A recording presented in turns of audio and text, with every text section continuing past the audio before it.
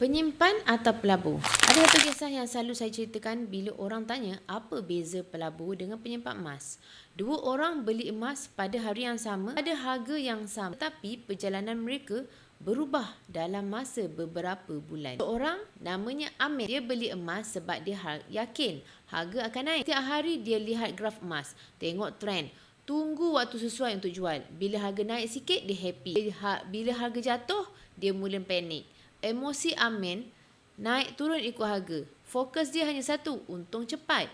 Bila harga tak bergerak seperti yang diharapkan, Amin rasa emas ni tak menjadi. Yang seorang lagi bernama Aiman.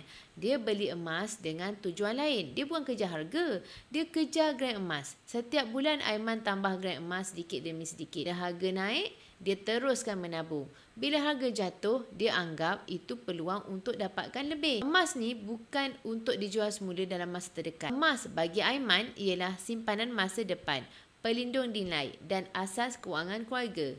Selepas 6 bulan, Amin masih lagi mengejar harga. Kadang-kadang dia jual cepat, lepas tu harga naik lagi. Kadang-kadang dia tunggu terlalu lama, harga jatuh pula. Dia letih kejar harga emas, letih urus emosi sendiri. Dia ada emas tapi dia tak rasa tenang. Aiman tak kisah turun naik harga sebab matlamatnya bukan minggu depan, tetapi simpanan untuk lebih 2 tahun dari sekarang. Emas bagi Aiman bukan permainan harga, tetapi benteng keuangan.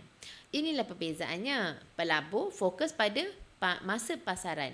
Penyimpan pula fokus pada masa hadapan. Pelabur kejar peluang jangka pendek. Penyimpan pula bina ketahanan jangka panjang. Pelabur melihat harga, penyimpan lihat graf. Akhirnya, siapa yang akan lebih tenang? Selalunya penyimpan emas sebab mereka tak bertarung dengan emosi. Mereka cuma membina nilai sedikit demi sedikit dengan disiplin dan kesabaran. Semoga perkongsian saya ni bermanfaat dan boleh follow saya untuk info lanjut tentang simpanan emas.